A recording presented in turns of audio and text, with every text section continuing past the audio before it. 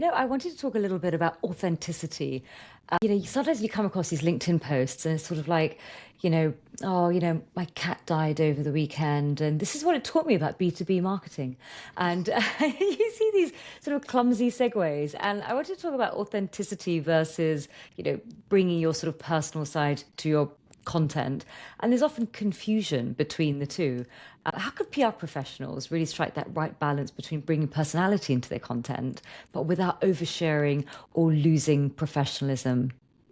Yeah, I think we saw a real rise in the amount of personal content that was being shared on LinkedIn during COVID, during the lockdowns when we couldn't get out and see other people. So we kind of came together on social media. We were all sort of sailing similar boats through the same storm. And it became perfectly acceptable to kind of share the chaos of what was going on at work and at home. But, fast forward a few years and we're back to in-person meetings and we've got return to office mandates and all of the rest of it. And there's been a bit of a backlash against that personal content.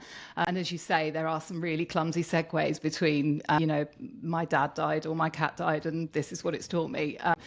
So I think it's, many people feel it's not the place for sharing that kind of personal story.